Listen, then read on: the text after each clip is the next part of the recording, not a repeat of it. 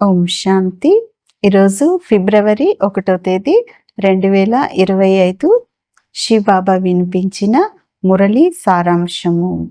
మధురమైన పిల్లలు, ఆత్మలైన మీ స్వధర్మము శాంతి, మీ దేశము శాంతిధామము. ఆత్మలైన మీరు శాంతి స్వరూపులు. అందువలన శాంతి కావాలనేది మీరు వేడుకోకూడదు అంటున్నారు బాబా. ప్రశ్న: మీ యోగ బలం చేసే అద్భుతం ఏది? సమాధానం: యోగ బలం ద్వారా మీరు మొత్తం ప్రపంచాన్ని పవిత్రంగా చేస్తారు. మీరు చాలా కొద్ది మంది పిల్లలే యోగ బలము ద్వారా ఈ మొత్తం కలియుగి పర్వతాన్ని తొలగించి బంగారు పర్వతాన్ని అంటే స్వర్గం, సత్యయుగాన్ని స్థాపన చేస్తారు. పంచతత్వాలు కూడా సతో ప్రధానంగా అవుతాయి, మంచి ఫలితమును ఇస్తాయి. సతో ప్రధాన తత్వాల వలన ఈ శరీరాలు కూడా సతో ప్రధానంగా అవుతాయి. అచ్చటి ఫలాలు, పండ్లు చాలా అంటే అక్కడి పళ్ళు కూడా చాలా పెద్ద పెద్దవిగా చాలా రుచిగా ఉంటాయి అంటున్నారు బాబా. మంచిది. మధురాతి మధురమైన అపురూపమైన పిల్లలకు తల్లి తండ్రి బాబ్దాదాల యొక్క ప్రియ స్మృతులు మరియు గుడ్ మార్నింగ్. ఆత్మిక తండ్రి ఆత్మిక పిల్లలకు నమస్తే. ఆత్మిక పిల్లలు ఆత్మిక తల్లి తండ్రికి ప్రియ స్మృతులు, గుడ్ మార్నింగ్ మరియు నమస్తే నమస్తే. ధారణ కొరకు ముఖ్యమైన సారం.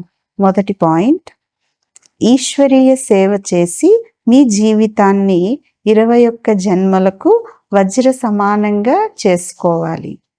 తల్లి తండ్రిని అనన్యమైన సోదరి సోదరులనే అనుసరించాలి అంటున్నారు బాబా. రెండవ పాయింట్: కర్మాతీత స్థితిని తయారు చేసుకునేందుకు దేహ సహితంగా అన్నింటినీ అంటే అందరినీ కూడా మరచిపోవాలి. మీ స్మృతిని స్థిరంగా చలించకుండా చేసుకోవాలి. దేవతల వలె నిర్లోభులుగా అంటే లోభం లేనివారుగా, నిర్మోహులుగా, నిర్వికారులుగా అవ్వాలి అంటున్నారు బాబా. ఈరోజు వరదానం: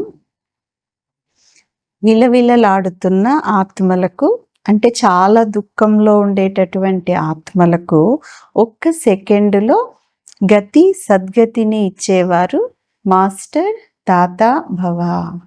వరదానం యొక్క వివరణ: ఎలాగైతే స్థూలమైన సీజన్ కొరకు ఏర్పాట్లు చేసుకుంటారో, సేవాదారులను సామగ్రిని అంతా కూడా తయారు చేసుకుంటారో, తద్వారా ఎవరికి ఏ కష్టము కలగకుండా సమయం కూడా వ్యర్థం కాకుండా చూసుకుంటారో, అలాగా ఇప్పుడు సర్వ ఆత్మలకు గతి సద్గతిని కలుగజేసేటటువంటి అంతిమ సీజన్ అనేది రానున్నది.